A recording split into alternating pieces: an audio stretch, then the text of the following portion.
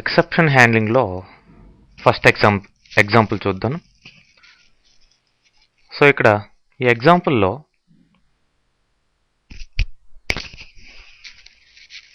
Demo అనే ఒక variable తీసుకున్నాం. ఆ వేరియబుల్కి 0 వాల్యూ అసైన్ చేయడం జరిగింది. సో ఇక్కడ ట్రై బ్లాక్ లోపట system.out.println దానిలో 20/demo అన్నాం. యాక్చువల్గా డెమో 0 కాబట్టి డివిజన్ బై 0 అంటే ఇది యాక్చువల్గా రాంగ్. కాబట్టి దీన్ని ట్రై బ్లాక్లో పెట్టున్నాం. ఖచ్చితంగా ఇది ఎక్సెప్షన్ అవుతుంది, ఎర్రర్ అవుతుంది. మరి ఇక్కడ ఎక్సెప్షన్ హ్యాండిల్ అయినప్పుడు ఇమ్మీడియట్గా క్యాచ్ బ్లాక్ కరస్పాండింగ్ ఎక్సెప్షన్ అంటే ఇక్కడ అర్థమెటిక్ ఎక్సెప్షన్ అది ఈ అనేటివి ఇక్కడ క్యాపిటల్గా ఉంటాయి. ఈ అర్థమెటిక్ ఎక్సెప్షన్ క్లాస్కి ఈ అనే ఆబ్జెక్ట్ని తీసుకొని క్యాచ్లో మెసేజ్ ఇవ్వడం జరిగింది. సో అంటే ఇక్కడ ఎలాంటి ఎక్సెప్షన్ రైజ్ అవుతుందో దానికి కరస్పాండింగ్ క్యాచ్ బ్లాక్ని ఇక్కడ క్రియేట్ చేయాలి. ఫర్ ఎగ్జాంపుల్ వేరే ఏదన్నా అరే ఇండెక్స్ అవుట్ ఆఫ్ బౌండ్స్ అలాంటివి ఎక్సెప్షన్ రైజ్ అయితే ఇప్పుడు మీరు సింగిల్ క్యాచ్ బ్లాక్ మాత్రమే ఇచ్చున్నారు కాబట్టి ఓన్లీ ఫర్ అర్థమెటిక్ ఎక్సెప్షన్ మాత్రమే ఇచ్చున్నారు కాబట్టి అప్పుడు అది హ్యాండిల్ కాదు. ఓకే, చూడండి ఎగ్జాంపుల్.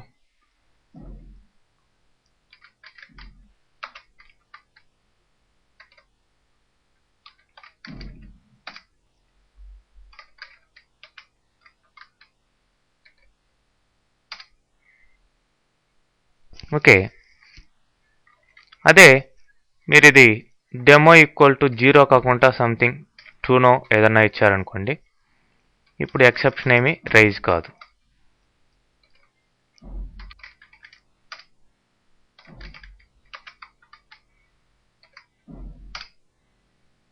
రిజల్ట్ కరెక్ట్గా 10 అని రావడం జరిగింది చూడండి. సో ఎప్పుడైతే ఎర్రర్ వస్తుందో అప్పుడే ఎక్సెప్షన్ హ్యాండ్లింగ్ అనేది జరుగుతుంది. నెక్స్ట్ ఎగ్జాంపుల్ చూస్తే మల్టిపుల్ క్యాచ్ బ్లాక్స్ ఇక్కడ ఇవ్వడం జరిగింది. ఎన్ఓ అనే వేరియబుల్ ఒకటి తీసుకున్నాం, ప్లస్ ఏ అనే అరేని 5 సైజ్ తోటి తీసుకోవడం జరిగింది. సో ఎన్ఓ ఈక్వల్ టు 10/0 అన్నాం అంటే ఆటోమేటిక్గా అర్థమెటిక్ ఎక్సెప్షన్ రైజ్ కావాలి దీని ప్రకారం.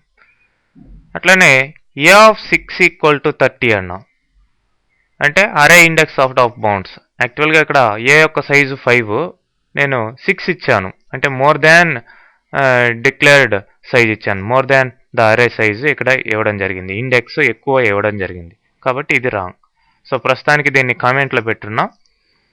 ఎనీవే 2 పాసిబిలిటీస్ ఆఫ్ ఎర్రర్స్ని ఇక్కడ షో చేయడం జరిగింది. మరి అర్థమెటిక్ ఎక్సెప్షన్ దీనికైతే ఈ క్యాచ్ బ్లాక్ రైజ్ అవుతుంది, దానికి ఆల్టర్నేటివ్ వే షో చేయడం జరుగుతుంది. డివిజన్ బై 0 అని ఈలో ఏ మెసేజ్ అయితే ఉందో దాన్ని షో చేయడం జరుగుతుంది. ఎన్ఓ ఈక్వల్ టు 10/2 అన్నాం, ఆల్టర్నేటివ్ వే అనమాట.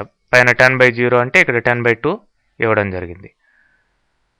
తర్వాత ఎన్ఓ వాల్యూని ప్రింట్ చేస్తున్నాం. ఓకే, అంటే ఇక్కడ వచ్చిన ఎర్రర్కి ఇక్కడ ఆల్టర్నేటివ్ వేని షో చేస్తున్నాం అనమాట. అదే దీన్ని కామెంట్స్లో పెట్టి దీన్ని రైజ్ చేస్తే అరే ఇండెక్స్ అవుట్ ఆఫ్ బౌండ్స్ వస్తుంది. So A of 6 equal to 30 అన్నాం, దానికి బదులు ఆల్టర్నేటివ్గా ఏ ఆఫ్ 4 ఈక్వల్ టు 30 అని ఇచ్చి మనం ఆ యొక్క ఎర్రర్ని రెక్టిఫై చేసి ఆల్టర్నేటివ్ వే షో చేయడం జరుగుతుంది. సరే, రిజల్ట్ చూద్దాం.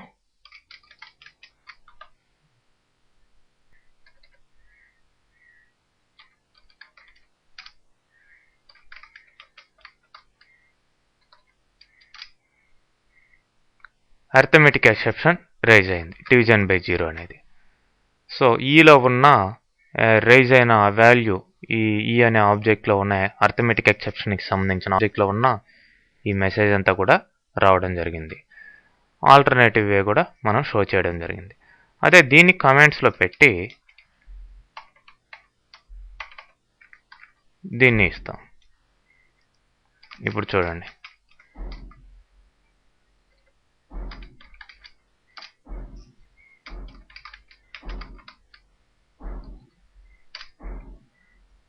అరే ఇండెక్స్ అవుట్ ఆఫ్ బౌండ్స్ ఇది రావడం జరిగింది. ఓకే, ఆ విధంగా మల్టిపుల్ క్యాచ్ బ్లాక్స్ని మనం మెయింటైన్ చేయొచ్చు మన అవసరాన్ని బట్టి.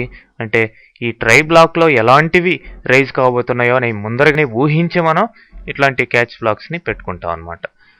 సో జస్ట్ ఆ మెకానిజం ఎలా వర్క్ అవుతుందని మాత్రమే ఇక్కడ చూపించడం జరుగుతుంది. ఫర్దర్గా మీరు ప్రోగ్రామ్స్లో ఏ ప్రోగ్రాంలో అయినా సరే ఈ ఎక్సెప్షన్ హ్యాండ్లింగ్ని ప్లేస్ చేసుకునే అవకాశం ఉంటుంది.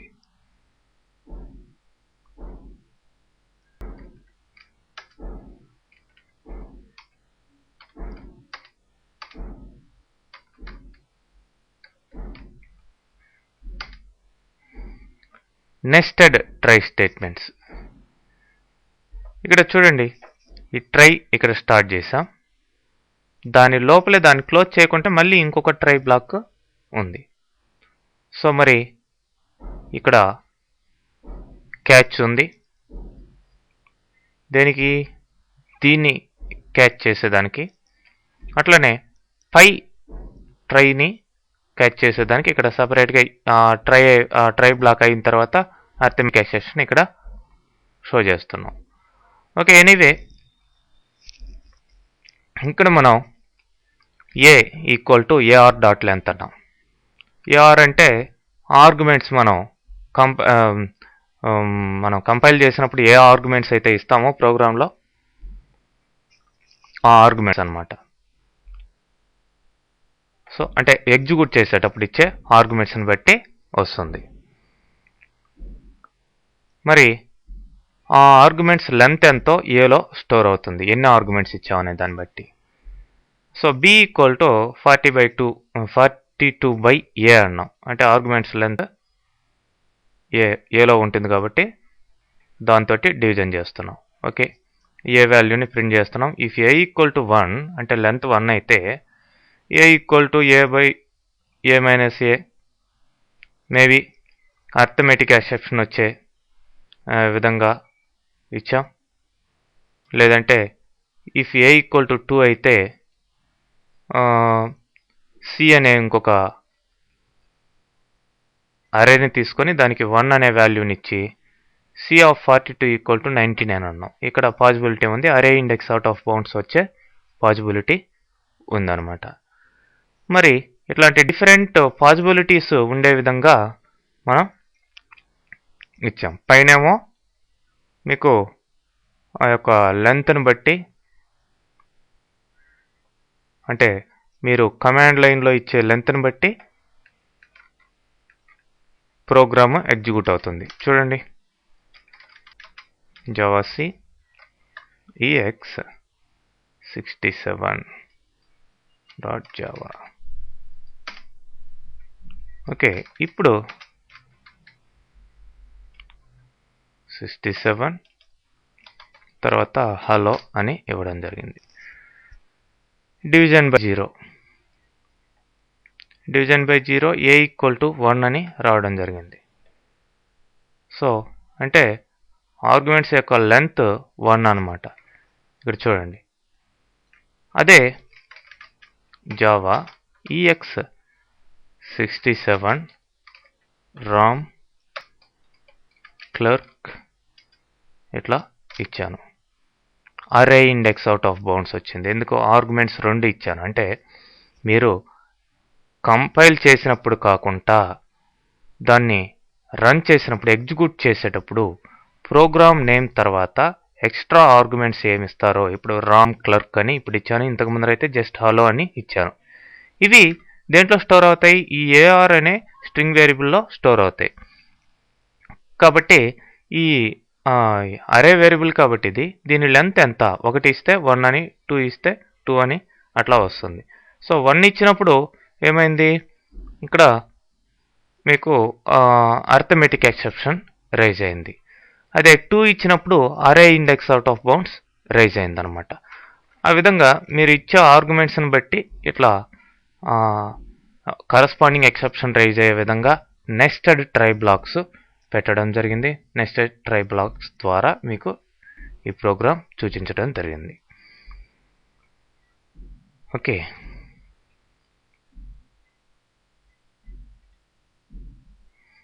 తర్వాత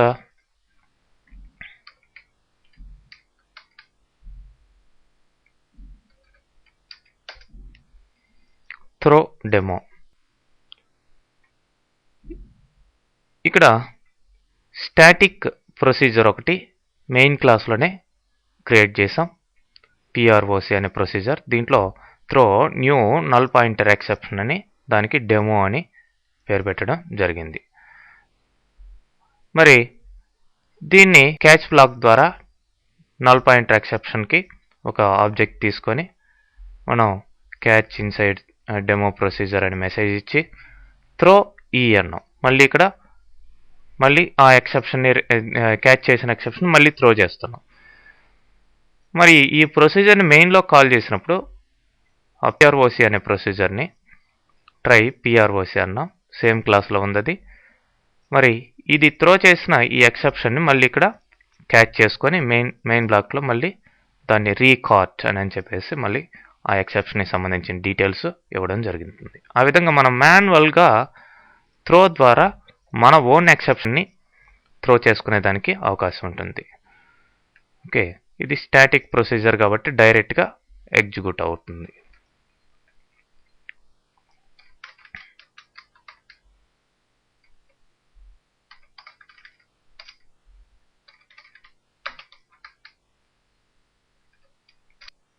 చూడండి, ప్రొసీజర్లో ఒకసారి ప్లస్ ఇక్కడ మెయిన్ బ్లాక్లో మెయిన్ మెథడ్లో ఇంకొకసారి ఎగ్జిక్యూట్ కావడం జరిగింది ఆ నల్ పాయింటర్ ఎక్సెప్షన్ అనేది.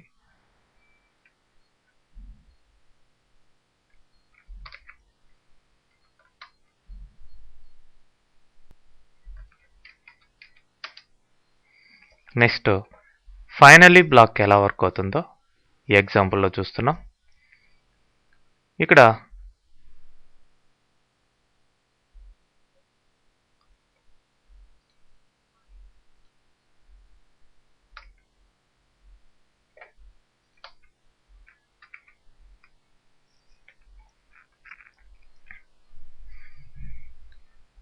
కన్స్ట్రక్టర్లోనే మనం ఆల్మోస్ట్ టోటల్ ప్రోగ్రామ్ని రాయడం జరిగింది, సేమ్ క్లాస్ సంబంధించిన కన్స్ట్రక్టర్లో. ఇక్కడ నేమ్ అనే స్ట్రింగ్ ఆబ్జెక్ట్ని తీసుకున్నాం, NO1 NO2 అనే వేరియబుల్స్ తీసుకోవడం జరిగింది. సో ఇప్పుడు EX70 అనే ఈ కన్స్ట్రక్టర్లో స్ట్రింగ్ AR అని ఆర్గ్యుమెంట్స్ అంటే అరేస్కి అరే ఆఫ్ స్ట్రింగ్ ఆబ్జెక్ట్స్ని స్టోర్ చేసుకునే దానికి ఆర్గ్యుమెంట్ని పెట్టి, తర్వాత ట్రై బ్లాక్లో name equal to string of new string of old అని, NO1 equal to integer dot పార్స్ INT. ఇక్కడ ఒక డేటా టైప్ నుంచి ఇంకో డేటా టైప్లో కన్వర్ట్ చేసేదానికి ఇక్కడ పార్స్ INT వాడు, అంటే ఇక్కడ ఇంటిజర్ వేరియబుల్ కాబట్టి NO1 అనేది, ARలో ఉన్న ఇవి స్ట్రింగ్ ఆర్గ్యుమెంట్స్ కాబట్టి మనం ఇచ్చిన వాల్యూస్ని, అంటే అక్కడ వాల్యూస్ నెంబర్లే ఇవ్వాలి, ఆ నెంబర్లని ఇంటిజర్ అనేది class, integer dot పార్స్ INT, I అనేది ఇక్కడ క్యాపిటల్, ఇక్కడ కూడా I అనేది క్యాపిటల్. సో పార్స్ INT ద్వారా దీన్ని ఇంటిజర్లోకి కన్వర్ట్ చేసి NO1లోకి స్టోర్ చేస్తున్నాం. అట్లనే AR1లో ఉన్నది అంటే సెకండ్ ఆర్గ్యుమెంట్ మళ్ళీ ఇంటిజర్లోకి కన్వర్ట్ చేసి స్టోర్ చేస్తున్నాం. ఈ విధంగా ఇంటిజరు, ఫ్లోట్ ఇవంతా కూడా క్లాసెస్ అనమాట. వాటిల్లో పార్స్ ఇంటిజర్, పార్స్ ఫ్లోట్ ఇట్లా మెథడ్స్ ఉంటాయి, కన్వర్ట్ చేసుకొని ఆ వాల్యూస్ని స్టోర్ చేసుకునేదానికి కరస్పాండింగ్ వేరియబుల్స్లో. మరి ఇట్లా కన్వర్షన్ ఇవ్వకపోతే మీకు టైప్ ఎర్రర్ వస్తుంది, టైప్ కన్వర్షన్ ఎర్రర్ రావడం జరుగుతుంది. ఓకే, ఎనీవే ఇక్కడ నేమ్ అని నేమ్ని ప్రింట్ చేస్తున్నాం. తర్వాత డివిజన్ ఈజ్ అని NO1/NO2 అన్నాం. అయితే ఈ ప్రోగ్రామ్స్లో అర్థమెటిక్ ఎక్సెప్షన్ని కాల్ చేసాం. ఒకవేళ ఇట్లా డివిజన్ బై 0 అట్లా వస్తే అర్థమెటిక్ ఎక్సెప్షన్ రైజ్ అవుతుంది. ఫైనల్లీ బ్లాక్ మొత్తం అయిపోయిన తర్వాత చివరగా ఫైనల్లీ బ్లాక్ ఫస్ట్ టైం మనం ఎక్సెప్షన్ హ్యాండింగ్లో ఇవ్వడం జరిగింది. ఈ ఫైనల్లీ బ్లాక్లో మెమొరీని డీఅలొకేట్ చేయడం, ఏదన్నా ఫైల్స్ని క్లోజ్ చేసేయడం, ఇట్లాంటి యాక్షన్స్ జనరల్గా తీసుకోవడం జరుగుతుంది. ఫర్ ఎగ్జాంపుల్ ఇప్పుడు నేమ్ ఈక్వల్ టు నల్ అని పెట్టాం. నేమ్లో ఉన్న ఆ వాల్యూని నల్గా పెట్టేదానికి ఈ విధంగా నేమ్ ఈక్వల్ టు నల్ అని ఇచ్చి ఫైనల్లీ ఎగ్జిక్యూటెడ్ అన్నాం. అన్ని బ్లాక్స్ అయిపోయిన తర్వాత ఫైనల్లీ బ్లాక్కు పెట్టడం జరుగుతుంది. సో ఇప్పుడు మెయిన్ మెథడ్లో న్యూ ex70 అని చెప్పి మనం కమాండ్ లైన్లో ఇచ్చే స్ట్రింగ్ ఆర్గ్యుమెంట్స్ని ఇక్కడ పారామీటర్గా పాస్ చేయడం జరుగుతుంది. సో డైరెక్ట్గా ఈ కన్స్ట్రక్టర్ యాక్టివేట్ అయ్యి మీకు రిజల్ట్ రావడం జరుగుతుంది. ఎనీవే ఇప్పుడు చూడండి ఈ ప్రోగ్రామ్ని ఎగ్జిక్యూట్ చేసే విధానం.